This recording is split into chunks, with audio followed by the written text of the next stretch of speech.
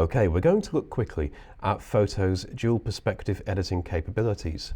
So here is one I made earlier, and if I just hide this layer, we can see in the initial image, perspective-wise, it's much flatter. And what I've done is really brought out the unique angles in this building.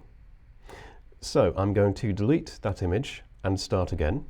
And because dual perspective editing is a destructive step, I'm going to duplicate the background pixel layer.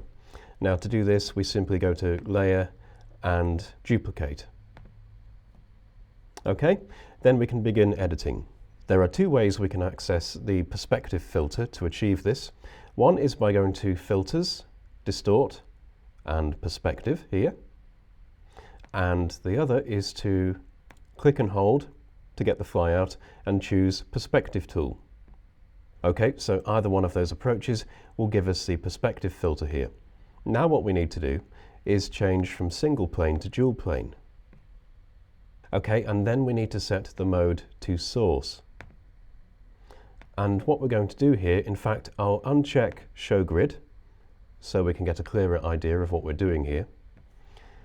And if we don't mind modifying the whole image, we can actually leave these nodes here and here at the side of the image.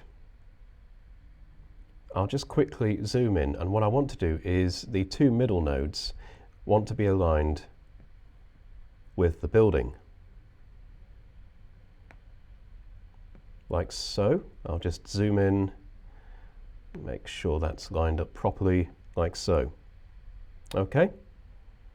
Then, if I just zoom out, we can switch over to destination mode. Okay, we'll see a slight shift in the geometry there. And at this point, we just need to make sure that our planes are properly aligned. Currently, they're not. We can see the seam here. Okay, so in order to tackle this, this is when we need to start moving these side nodes. So what I'm going to do is grab this node, and we basically want to position it until we're satisfied that the two planes match. If I just pinch down here, we can see it's looking pretty seamless now. Okay, good. So the reason I needed to move this node in order to correct the seam mismatch here is because these two nodes in the middle are not perfectly aligned vertically. The building obviously isn't perfectly straight down this line here. So your experiences may vary depending on the image that you're working on, but just be aware that you can easily correct any seams by tweaking the side nodes here. All right, so once all is said and done, we can then start manipulating the nodes. So for example, I can grab the top node and shift it around. I can grab the bottom node to compress or expand the perspective like so. So you can of course get some quite wacky results if you experiment. That's perhaps a little excessive for me, so I'll just bring it down slightly like that. And once we're finished, we can just go ahead and click Apply, and our dual perspective will be applied. So once again, if I just hide the layer we worked on, we can see the before and the after. Okay, so let's just try this on one more image then. This time I'll forgo duplicating the pixel layer, and I'll also go to Filters, Distort and Perspective, just to show you that they are one and the same. And if I go again to dual plane mode and set mode to source, again we can click drag these nodes here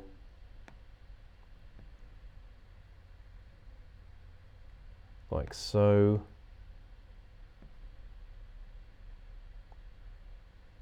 And this time what I'm going to do is line these nodes up as well. It doesn't have to be exact. and it's very likely we'll need to do some further tweaking once we set the mode to destination.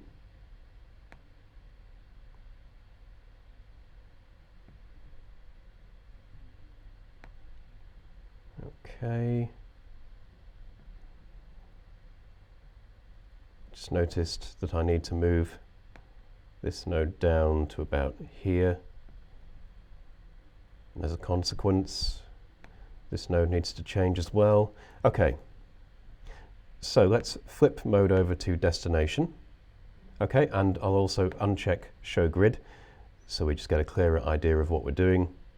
And once again, we can, of course, manipulate the two middle nodes for the majority of our perspective editing. Now, because these nodes are no longer at the side of the image, we've got some serious seam issues going on. Some of these are caused by this option here called auto clip, which will automatically try and compensate for the loss of image information as a result of doing the perspective correction.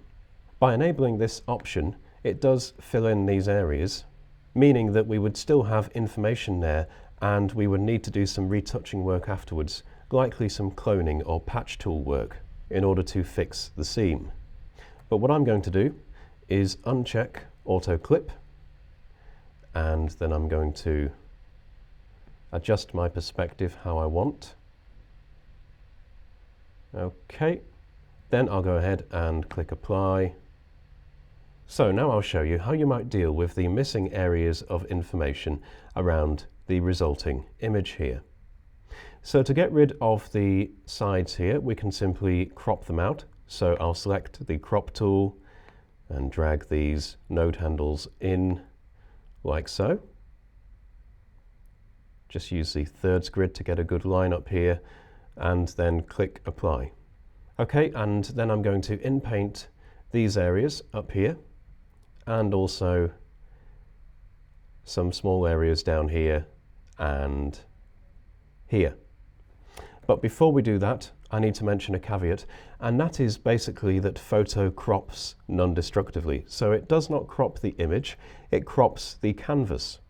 Now, most of the time this is great because you may decide in the future that you want to uncrop certain parts of the image. But when we're using tools like in-painting, the in-painting brush will actually sample areas of the canvas we cannot see. And that's not something we want in this case. So to crop non-destructively, all we need to do is right-click the pixel layer and choose rasterize. Okay, that will then rasterize the pixel layer to the bounds of the canvas. So we can then go ahead and pick out the in-painting brush tool. I'll just increase the brush width, and I can just paint into those areas. Okay, and I'll just come across here, do the same again.